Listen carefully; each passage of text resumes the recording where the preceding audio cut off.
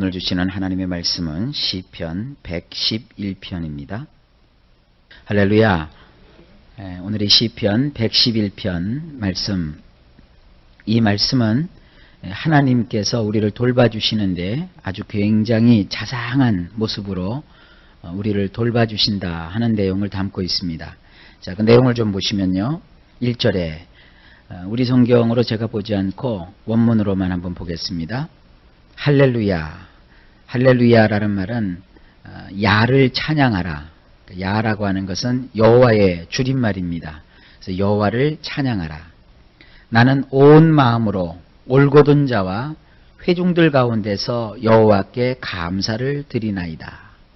자, 여기 보면 시편 기자가 올곧은 자 그리고 회중들이라고 하는 것은 하나님의 말씀 그리고 혹은 하나님께 제사하기 위해서 모인 그런 무리를 뜻하는 것입니다. 그래서 요즘은 교회에 모여있는 성도들을 가리켜서 회중이라고도 하지요. 좌우지간 마음이 올곧은 사람 그리고 회중들 가운데서 내가 온 마음을 다하여 여호와께 감사를 드린다 했습니다. 중요한 두 종류의 사람이 나오죠. 올곧은 사람. 이 올곧다라는 것은 우리 순수 국어인데요.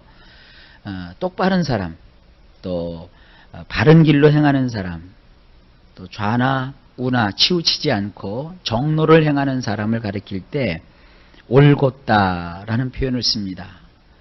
우리는 신앙생활을 해도 어떤 사람의 그 내면의 모습보다는 겉모습을 보게 되죠. 목회를 하다 보니까 참 많은 사람들을 접해 봤어요. 어떤 사람은 겉은 참 무뚝뚝해요. 근데 그 속은 참 진실한 사람이 있어요. 무뚝뚝하니까 뭐 잘 나서지도 않고요. 또 서로 이렇게 아는 척도 하지 않고 겉으로 볼 때는 저 사람이 교회가 이렇게 뭐 다니는 게 별로 신통치가 않은가 이렇게 느낄 정도로 아주 무뚝뚝해요. 그런데도 마음에 진실함이 있기 때문에 항상 옳은 길에 서요. 어쩌다가 말 한마디를 해도 아주 정당하고 바르고 또 어떤 다른 사람을 이렇게 깔아뭉기는 게 아니라 이렇게 자꾸 남을 세워주고 그렇게 하는 사람이 있고요. 또 어떤 사람은 겉으로 보면 굉장히 신앙이 아주 좋아 보여요. 말도 잘하고 부침성도 좋고 그리고 봉사도 하고 그러는데 좀 지나고 보면은 결과가 아주 안 좋아요. 그래서 어느 날 보면은 목사님, 그 사람이 이렇게 나한테 요구를 하는데 이걸 어떻게 하면 좋겠습니까? 그럼 목사가 참 난감해요. 겉으로 막 자기 얘기를 하고 또 자기 삶을 이렇게 막 굉장히 경건한 척하고 그래서 사람들한테 이미 그렇게 좋은 인상을 주은 사람인데 실제로 삶을 보면 이게 올바르지가 않아요. 사람을 하나 만나도 어떤 그 뜻을 가지고 의도를 가지고 이렇게 만나는 사람이 있고 그래요. 또 세 번째 사람은 신앙이 있는 것도 아니고 없는 것도 아니고 또 아무것도 이렇게 뭐 신앙이 성장하지도 않고 또 그렇다고 아주 신앙이 나쁘지도 않고 이런 경우가 있어요. 그래서 이런 거를 옛날에 부흥강사들이 교회를 다니면서 부흥회를 할 때 그런 표현을 쓰시더라고요. 교회 안에는 첫째 성도가 있다. 둘째 교인이 있다. 셋째 구경꾼이 있다. 그래요. 사실 가장 좋은 모습은 말이죠. 속으로도 진실하고 또 겉으로도 그 신앙을 표현하는 이런 게 사실은 참 좋아요. 그래서 여러분들이 신앙생활을 하시면서 먼저 마음으로 이 올곧음을 추구하시고요. 또 겉으로도 여기 보면 회중들 가운데서라고 그랬잖아요. 그러니까 신앙은 나 혼자만 하는 게 아니거든요. 그래서 내면적으로는 하나님이 원하시는 올곧은 길을 가고 또 겉으로도 회중들과 더불어서 이렇게 어울릴 수 있는 이런 품성을 여러분들이 꼭 갖게 되시기를 주의 이름으로 축복합니다. 그래서 오늘 시편 기자가 그러잖아요. 그렇게 마음이 올곧은 사람, 그리고 회중들 가운데서도 인정을 받는 그런 모습을 하는 그런 사람. 그러니까 올곧은 자와 또 그렇게 신앙을 하고 있는 그런 무리들 가운데서 나 역시도 온 마음을 다해 여호와께 감사를 드린다고 했어요. 그러니까 교회가 이렇게 하나님 앞에 진실한 신앙을 가지고 있고, 그리고 또 서로가 서로를 신앙으로 격려하고 하는 분위기 속에 있으면 나 역시도 온 마음을 다하여 여호와께 감사하는 그런 신앙생활을 할 수 있습니다. 교회는요, 어떻게 우리가 가꾸어 나가고 꾸려 나가느냐가 참 중요해요. 그래서 교회의 어떠한 그 방향을 잘 잡는 것이 중요합니다. 또 어느 교회를 가보면 말이죠, 교회 안에 막 그 지역 색깔이 있어요. 여러분 왜 우리나라 지역 색깔 갈라지는 거 아시죠? 뭐 저쪽 뭐 호남이다, 저쪽도 뭐 영남이다, 또 뭐 여기 전라도다, 여기 무슨 또 뭐 경상도다, 이렇게 막 그 교회가 갈라지면 교인들이 하나님을 향해서 진심으로 감사할 수가 없습니다. 그러니까 신앙생활하면서 여러분 그런 것들을 마음에 두시면 안 돼요. 신앙 안에서는 모두가 하나가 되고 또 모두가 올곧은 그런 신실한 자들이 돼야 우리가 온전하게 하나님 앞에 감사를 드리며 삶을 살 수가 있습니다. 지금 바로 이와 같은 교회 공동체에 관해서 시편 111편에서 말씀하고 있는 것입니다. 보세요. 2절에 여호와께서는 하시는 일들마다 위대하시니 이것들을 기뻐하는 자들은 누구나 이를 자세히 살피고야 마는도다. 하나님께서 하시는 일은 언제나 위대하세요. 뭐 시시하고 째째하고 그러지 않으세요. 하나님은 참 폭을 또 따지면 넓으시고요, 깊이로 따지면 깊으시고요, 높이로 따지면 너무너무 높으시고요, 또 자상함으로 따지면 그렇게 하나님은 자상하실 수가 없어요. 그러니까 이러한 하나님을 어떻게 해요? 기뻐하는 자들은 누구든지 이를 자세히 살피고야 마는도다 그랬어요. 신앙은요, 하나님을 보는 거예요. 신앙은요, 하나님이 하시는 일들을 우리가 집중해서 그 하나님 하시는 일에 우리가 푹 빠지는 거예요. 그러지 않고 여러분의 신앙을 사람에게 이렇게 기준을 맞추면 실망하게 됩니다. 첫째로 어떤 그 같은 신앙 생활을 하면서 평신도들이니까 아무래도 그 평신도들에게 기준을 맞출 때가 많아요. 아우, 내가 그래도 저 집사님 참 훌륭한 것 같아. 근데 좀 지나면 인간은 훌륭하지 않거든요. 이름값을 해요. 이렇게 사람을 의지하잖아요. 그러면 그 사람이 어느 날 보면 인간이기 때문에 인간의 냄새가 나요. 그럼 그것 때문에 괜히 실망을 해요. 그래서 교회에서도 이렇게 신앙생활할 때 물론 여러분 성도들끼리 서로 어울리고 서로 화목하는 것도 좋지만 성도들끼리 이렇게 자꾸 이렇게 어울리고 그러면요, 반드시 문제가 생겨요. 교회는요, 하나님과 함께 하는 것을 한 8가지로 하고요, 사람과 가까이 하는 것을 한 2가지 정도 하세요. 이 사람끼리 서로 좋다고 막 푹 빠지잖아요? 그러면 반드시 실망하게 돼요. 그 다음에 이제 또 2번째로는 같은 성도들 중에서도 장로님이라든지 권사님 정도 되면 또 좀 높잖아요. 평신도들이 볼 때는. 그것도 또 너무 의지하면 안 돼요. 대개 교회에서 장로님이나 권사님 정도 되면 신앙도 신앙이지만 재력도 좀 있단 말이에요. 그러면 삶이 어렵고 그러면 순수한 신앙적인 목적으로 장로님이나 권사님하고 이렇게 가까이 하는 게 아니라, 야, 저 장로님 듣고 보니까 돈이 많은가 봐. 그래서 내가 저 장로님한테 좀 기대야지. 그리고 이제 간다고요. 그러면 그 장로님은 예수님이 아니거든요. 그러면 꼭 거기서 이제 지나고 나면 징징징징징징 대고 목사님 사무실을 두드려요. 목사님, 세상에 장로님 그런 사람이지 몰랐어요. 그래요. 그럼 목사가 해줄 말은 아무것도 없어요. 여러분, 장로님이 돼도 권사님이 돼도 사람이란 말이에요. 그러니까 신앙은 그렇게 사람한테 기대면 안 돼요. 또 한 가지, 목사님도 역시 마찬가지예요. 목사님이 여러분들을 위해서 해줄 수 있는 것은요, 하나님 말씀을 가르쳐주는 일하고 여러분들과 함께 기도해주는 일이거든요. 근데 어떤 사람들은 목사님이 하실 수 있는 일보다도 더 많은 것을 생각을 해요. 그래서 인간적으로 목사님만 막 의지하다가 어느 날 목사님의 삶 속에서 좀 부족한 모습을 보게 되면 또 그걸 또 실망을 해서 막 또 방황을 해요. 여러분, 이건 다 옳지 않습니다. 신앙은요, 오늘 2절에 있는 것처럼 하나님을 봐야 돼요. 하나님이 얼마나 위대하신가, 하나님이 얼마나 놀라우신가, 여러분 그것에 집중하셔서 그걸 기뻐하셔야 돼요. 그래야 신앙에 문제가 없습니다. 제가 늘 드리는 얘기입니다만 사람은 사랑해야 될 대상이죠. 믿어야 되는 대상이 아니에요. 그러니까 아무도 믿지 마세요. 하나님 외에는 아무도 믿지 마세요. 이렇게 지금 설교를 하고 있는 목사 자신도 여러분들 이렇게 적당히 목사님을 신뢰해야지 너무 목사님만 바라보고 신앙생활하지 마세요. 그러면 여러분이 실망을 해요. 아주 중요한 인생의 교훈입니다. 하나님께만 집중하세요. 그래서 하나님을 바라보면 모든 게 다 이해가 되고 기도가 되고 용서가 되는 거예요. 그래서 3절에 이렇게 말하고 있어요. 그분이 하시는 일들은 화려하며 영화롭고 그분은 영원토록 오르시도다.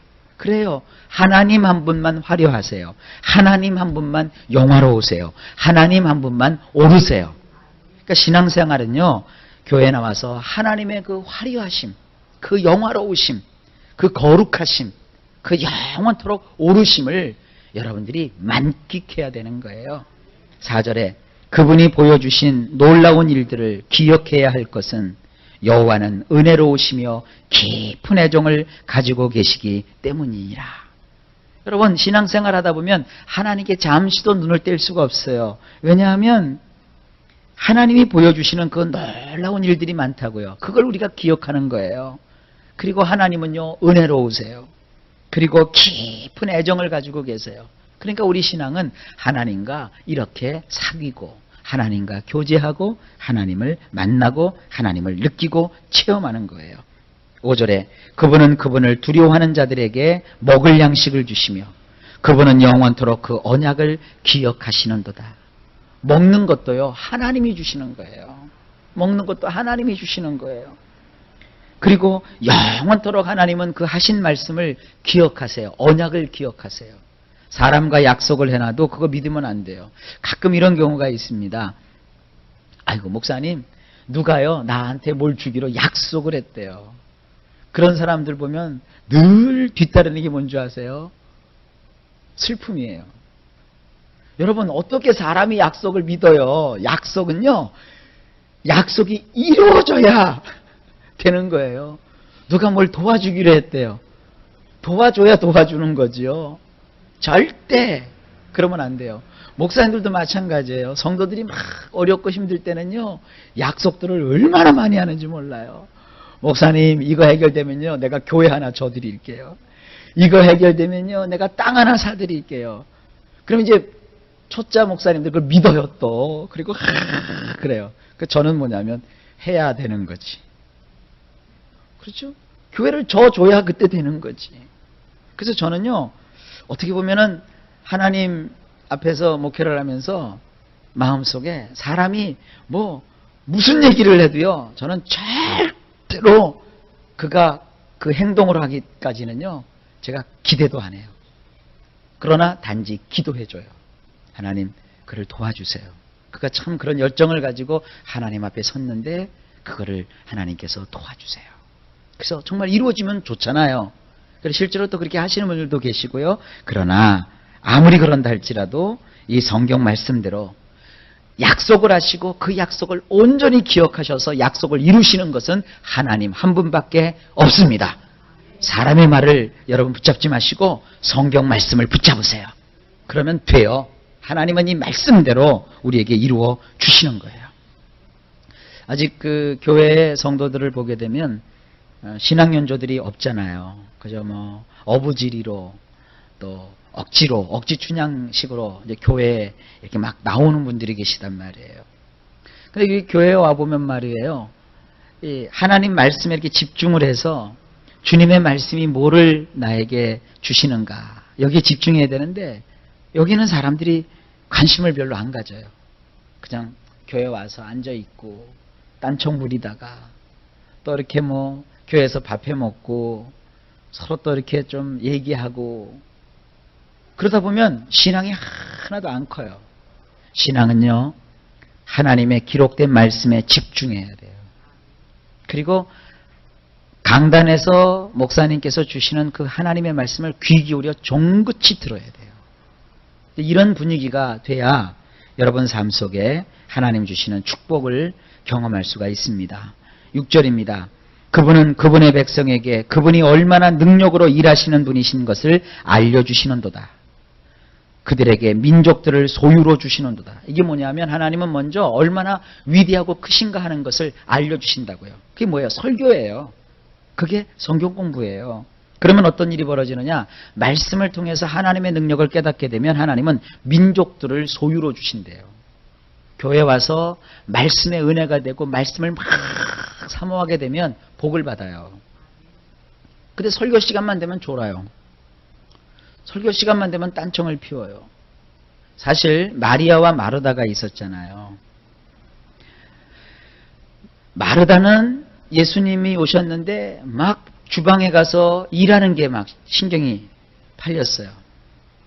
근데 마리아는 일하는 것보다도 하나님이신 예수님께 가까이서 예수님의 말씀을 듣는 일에 막 주력을 했어요. 예수님은 마리아를 칭찬하셨어요. 교회는 여러분 이렇게 무슨 뭐 먹고 마시고 그런 게 아니거든요. 교회는 무엇보다도 여러분이 하나님의 말씀에 은혜를 받아야 돼요. 교회가요, 이렇게 하나님 말씀을 사모하게 되면 그 성도들은 큰 복을 받아요. 여러분 보세요. 교회에서 주방에서 밥을 한 끼 해갖고 밥 한 번 먹으면 한 번 배부르고 말아요. 그러나 말씀의 은혜를 받으면요, 평생 하나님 주시는 복을 누리게 되는 거예요.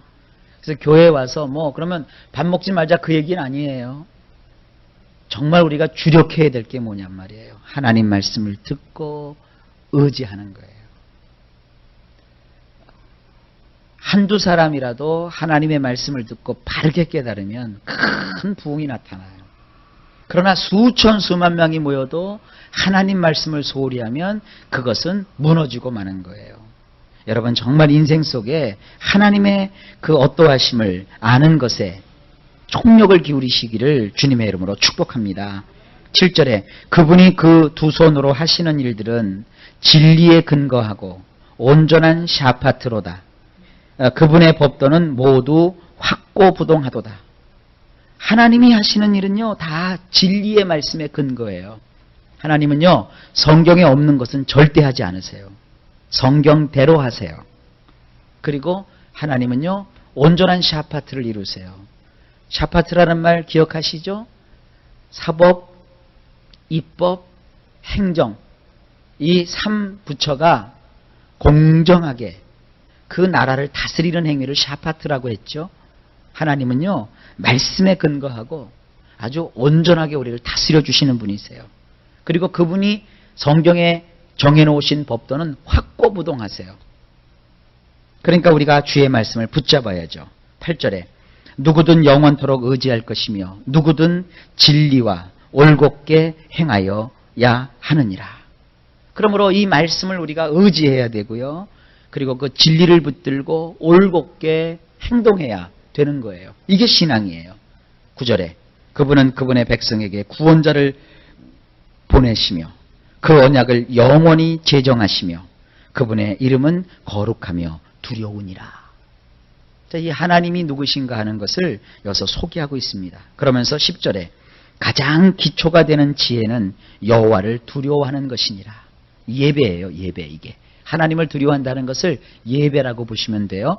누구든 그렇게 하는 자들은 뛰어난 이해력을 가지게 되느니라. 여러분 예배에 주력하면요, 뛰어난 이해력을 가지게 돼요.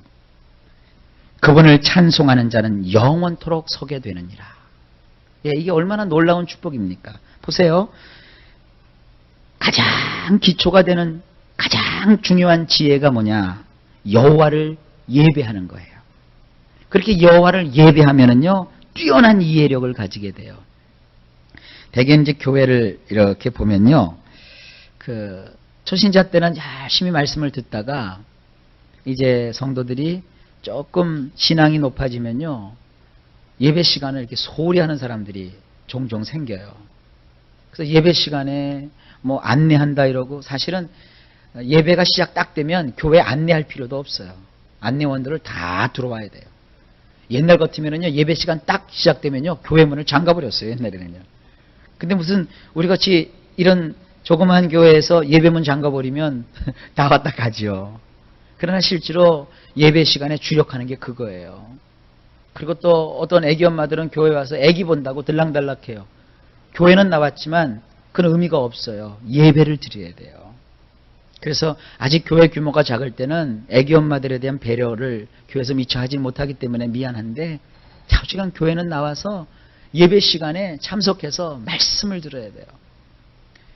교회가 또 정기적으로 교회에서 식사를 하게 되면 보통 교회에서 1부 예배, 2부 예배를 드린단 말이에요.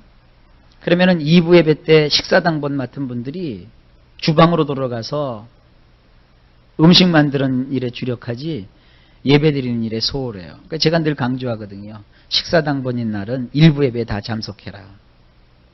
예배를 드리고 해야 되는데, 대개든 보면은 한 10명이면 한 4명 정도만 1부 예배 참석하고 주방 들어가고요. 나머지 6명은 1부 예배 참석 안 하고 주방 가서 열심히 일을 해요. 그러면요, 예배 안 드린 거예요. 열심히 일만 하고 끝난 거예요. 무슨 소예요, 일만 하다 가게? 그러니까 두 개가 다 필요한 겁니다. 이제 아직은 교회 규모가 작으니까 그런 게 없지만, 여러분 정말 주력하세요. 하나님께 예배에 성공해야 뛰어난 이해력을 가지게 되고 하나님께서 그를 높이 세워주시는 거예요. 여러분 예배에 성공하면 하나님이 여러분 놀랍도록 복을 내려주십니다. 자, 오늘 이 시편 111편에는 이렇게 하나님을 섬기는 자, 근데 그 하나님을 섬기는 자에게 하나님은 자비와 그 친절함으로 그를 보살펴 주신다고 했어요. 그러니까 신앙은 사람을 믿는 것도 아니고 사람을 보는 것도 아니에요. 하나님을 믿는 거예요. 하나님을 보는 거예요. 그리고 그분의 말씀을 붙들고 진실하게 올곧게 바른 길로 행하는 거예요. 그리고 그 무엇보다도 신앙생활하면서 힘쓰고 애써야 될 것은 예배하는 일이에요. 그래서 이렇게 여러분 신앙을 잘 가지면 돼요. 하나님께서 온갖 좋은 것으로 복을 주시는 줄로 믿습니다. 자, 오늘도 하루가 시작되었습니다. 종일토록 하나님이 여러분을 도우셔서 일마다 때마다 평강 주시고 여러분이 하는 모든 일에 하나님의 넘치는 복이 임하시기를 예수님의 이름으로 축원합니다.